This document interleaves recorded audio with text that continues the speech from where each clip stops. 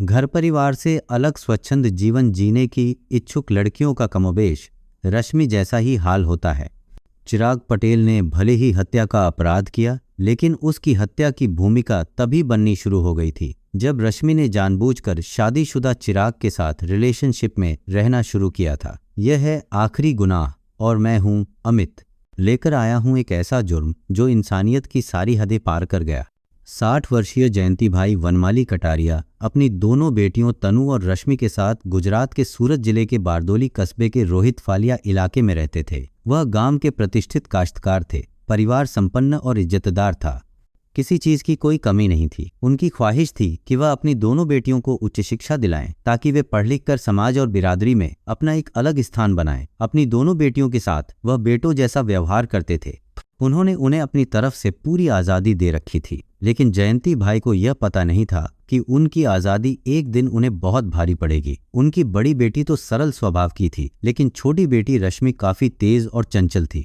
23 वर्षीय रश्मि कटारिया आधुनिक और ब्रॉड माइंडेड युवती थी। वह जितनी शोक चंचल थी उतनी ही सुंदर और स्मार्ट भी थी। फैशन पस्त होने के साथ साथ वह पुराने दकियानुसी रस्मों रिवाजों को नहीं मानती थी। उसका कहना था कि जब तक खूबसूरती और जवानी है एंजॉय करो, शादी विवाह तो बंधन है जिसकी समय के साथ जरूरत पड़ती है। इसी वजह से रश्मि चिराग पटेल नाम के युवक के साथ लिव इन रिलेशनशिप में रहती थी। 15 नवंबर 2020 दीपावली का दूसरा दिन था। लोग खुशियां मना रहे थे। अपने जान पहचान वालों, नाते रिश्तेदारों को दीपावली की बधाइयों के साथ गिफ्ट दे रहे थे। कटारिया परिवार भी इस सब में पीछे नहीं था। उन्होंने भी अपनी बेटी रश्मि को गिफ्ट देने के लिए फोन करके घर बुलाया। फोन रश्मि के साथ लिव इन में रहने वाले चिराग पटेल ने रिसीव किया और कहा, अंकल रश्मि तो नहाने के लिए बाथरूम गई है। ठीक है बेटा, नहाने के बाद तुम लोग घर आ जाना, रश्मि के पिता जयंती भाई कटारिया ने अनुरोध किया। दूसरी तरफ से संतोषजनक जवाब पाने के बाद जयंती भाई कटारिया ने फोन रख दिया और उनके आने का इंतजार करने लगे। लेकिन पूरा दिन निकल जाने के बाद भी न तो बेटी रश्मि आई और ना ही उसका कोई फोन आया। इससे उन्हें रश्मि की चिंता हुई। उन्होंने रश्मि और चिराग को कई बार फोन लगाया, लेकिन कोई रिस्पॉन्स नहीं मिला। हर बार दोनों का फोन स्विच्ड ऑफ मिला, फिर आउट ऑफ कवरेज एरिया बताने लगा। बेटी की चिंता में जयंती भाई कटारिया की रात जैसे तैसे बीत गई, पर सुबह होते ही उन्होंने रश्मि और चिराग के फोन फिर ट्राई किए, लेकिन नतीजा वैसा ही रहा। ऐसा कभी नहीं हुआ था कि रश्मि के माँ बाप बहन फोन करें और उसका उन्हें जवाब ना मिले। दिन में 1-2 बार तो रश्मि का उनके साथ संपर्क हो ही जाता था। लंबी बातें भी हुआ करती थी। भले ही उनकी बेटी लंबे समय से एक गैर जाति वाले चिराग के साथ लिव इन रिलेशन में रह रही थी, लेकिन परिवार के लोगों को उसके प्रति किसी प्रकार की नाराजगी नहीं थी। 17 नवंबर 2020 को जब रश्मि की चिंता हद से गुजर गई तो जयंती भाई कटारिया अपने भतीजे हीरेन कटारिया के साथ सुबह सुबह रश्मि के फ्लैट पर पहुंच गए। वहां उन्हें ना तो रश्मि मिली और ना ही चिराग पटेल मिला। वहां सिर्फ उसकी नौकरानी और रश्मि का 3 साल का बेटा मिला। पूछताछ में नौकरानी ने उन्हें बताया कि रश्मि और चिराग भाई कहीं बाहर घूमने गए हैं। नौकरानी से बातचीत करने के बाद जयंती भाई कटारिया अपने नाती को साथ लेकर घर आ गए। नौकरानी और पड़ोसियों ने जो बताया उसे लेकर उनका मन अशांत था। कुछ सवाल थे जो बार बार खटक रहे थे। उनका मानना था कि अगर रश्मि और चिराग बाहर घूमने गए थे तो बेटे को क्यों नहीं ले गए। इतने छोटे बच्चे को छोड़कर माँ कभी बाहर नहीं जाती। दूसरी बात यह थी कि उन दोनों के मोबाइल क्यों बंद थे। यह सब सोचकर उनका माथा ठनका तो उन्होंने अपनी जान पहचान और नाते रिश्तेदारों के यहाँ उनकी तलाश शुरू कर दी। जल्दी ही इसका नतीजा भी सामने आ गया। चिराग कहीं नहीं गया था, वह अपने रिश्तेदारों के यहाँ था। अगर कोई गया था तो वह थी रश्मि, उनकी बेटी। उन्होंने इस बारे में जब चिराग से पूछा तो उसका कहना था कि रश्मि कहाँ गई उसे नहीं पता। उन्होंने बिना किसी विलंब के 20 नवंबर को थाना बारदोली के थाना प्रभारी से मिलकर बेटी रश्मि की गुमशुदगी की शिकायत दर्ज करवाते हुए डीएसपी रूपल सोलंकी को सारी बात बताई। साथ ही बेटी की तलाश करने का अनुरोध किया। जयंती भाई कटारिया के अनुरोध पर डीएसपी रूपल सोलंकी ने मामले को गंभीरता से लिया और बारदोली थाना प्रभारी को जांच के निर्देश दे दिए। मामला एक बड़े किसान परिवार से जुड़ा और काफी जटिल था, जिसे सुलझाने के लिए सावधानी की जरूरत थी। इसके लिए थाना प्रभारी ने अपने सहायकों के साथ विचार विमर्श कर संदिग्ध चिराग को थाने बुलाकर फौरी तौर पर पूछताछ की। चिराग ने जिस तरह रश्मि की गुमशुदगी में अनभिज्ञता जाहिर की, वह थाना प्रभारी और उनके सहायकों के गले नहीं उतरी। उन्हें दाल में कुछ काला नजर आ रहा था। इसके लिए थाना प्रभारी ने अपने सहायकों के साथ चिराग के जान पहचान और उसके परिवार की कुंडली खंगाली तो चिराग रडार पर आ गया। पुलिस ने चिराग को जब दूसरी बार पूछताछ के लिए थाने बुलाया तो वह घबरा गया और सच बोलने के सिवा उसके पास और कोई चारा नहीं बचा। उसे रश्मि की गुमशुदगी के रहस्य से पर्दा उठाना ही पड़ा। चिराग के बयान और पुलिस जांच के अनुसार रश्मि की गुमशुदगी और लिव इन रिलेशनशिप की जो कहानी सामने आई उसकी पृष्ठभूमि काफी सनसनीखेज थी, जिसे जानकर लोगों का कलेजा मुंह को आ गया। 32 वर्षीय चिराग पटेल उसी तालुका बारदोली का रहने वाला था जहां की रश्मि रहने वाली थी। उसके पिता का नाम सुरेश भाई पटेल था। सुरेश भाई की गिनती वहां के धनी और संपन्न किसानों में की जाती थी।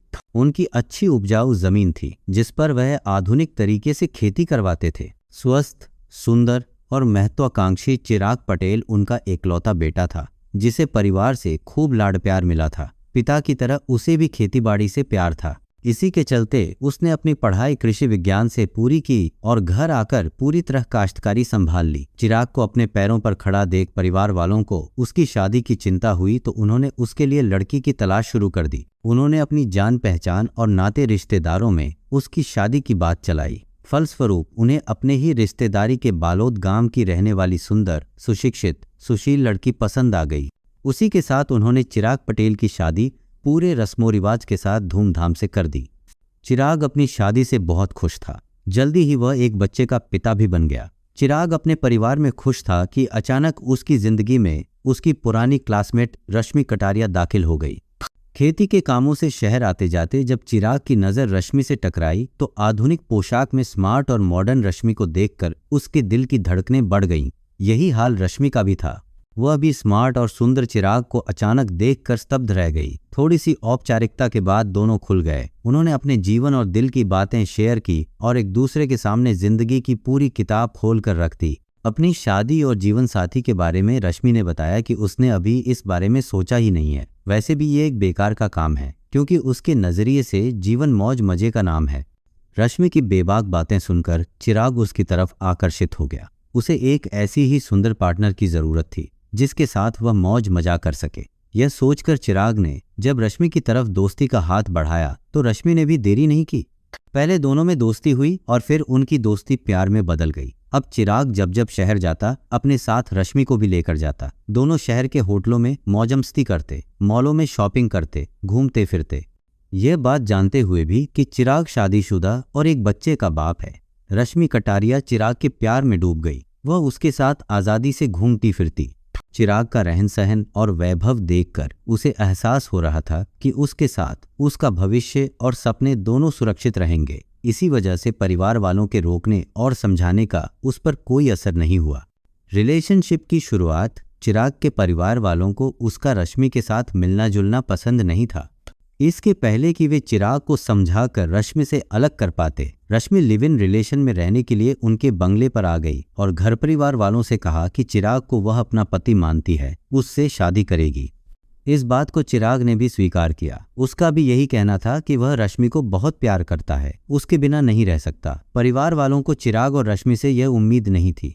इस बात का परिवार और गांव वालों ने कड़ा विरोध किया। उन्होंने चिराग और रश्मि को कड़े शब्दों में चेतावनी दी कि अगर उन दोनों ने एक दूसरे का साथ नहीं छोड़ा तो उन्हें गांव में नहीं रहने दिया जाएगा, वह किसी दूसरे गांव में जाकर रहें। आखिरकार पत्नी, माँ और गांव परिवार के विरोध के चलते चिराग और रश्मि को गांव छोड़ना पड़ा और वे वागिन तालुका सूरत आकर वहां के एक लग्जरी अपार्टमेंट में किराए का फ्लैट लेकर रहने लगे। लिव इन रिलेशनशिप के इस सफर को 5 साल कैसे बीत गए उन्हें पता ही नहीं चला। इस बीच रश्मि एक स्वस्थ सुंदर बच्चे की मां बन चुकी थी। बीतते वक्त के साथ धीरे धीरे दोनों का पारस्परिक आकर्षण खत्म होने लगा। 5 सालों में चिराग के इश्क का भूत उतर चुका था। अब रश्मि उसे बोझ लगने लगी थी। वह उससे छुटकारा पाना चाहता था। ऐसे में रश्मि जब दोबारा गर्भवती हुई तो वह चिड़चिड़ा हो गया। जब यह बात चिराग की पत्नी और मां तक पहुंची तो वे आगबूला हो गईं। दोनों ने रश्मि के फ्लैट पर पहुंचकर उन्हें आड़े हाथों लिया। खरी खोटी सुनाते हुए रश्मि के साथ मारपीट की, जिससे वह बुरी तरह डर गई थी। इस घटना से रश्मि को अपने और अपने बच्चे के भविष्य की चिंता सताने लगी। उसका और बच्चे का भविष्य सुरक्षित हो, इसके लिए रश्मि चिराग पर शादी का दबाव बनाने लगी, जो उसे मान्य नहीं था। दूसरी ओर रश्मि शादी को लेकर अड़ गई थी। इससे दोनों के बीच कहासुनी होने लगी।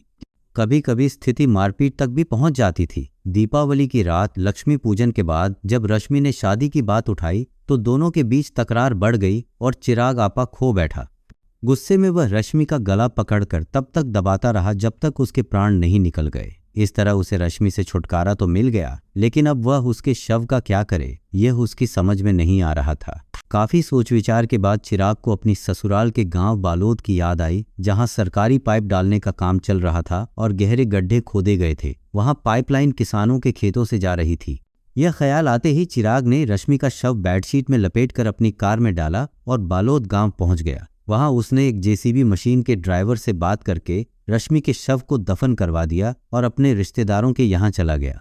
चिराग से पूछताछ के बाद बारदोली पुलिस ने मामले की जानकारी बालोद पुलिस अधीक्षक और एसडीएम को दी। घटनास्थल पर पहुंचकर अधिकारियों ने एफएसएल की मौजूदगी में जेसीबी मशीन की सहायता से रश्मि कटारिया का शव बाहर निकलवाया।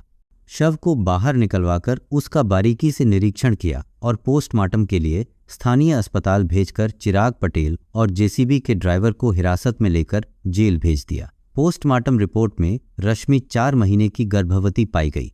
पुलिस के अनुसार भले ही चिराग ने अपना अपराध स्वीकार कर लिया, लेकिन पुलिस उसके बयानों से संतुष्ट नहीं थी। उनका मानना था कि इस हत्याकांड में वह अकेला नहीं रहा होगा, पर्दे के पीछे और लोग भी हो सकते हैं।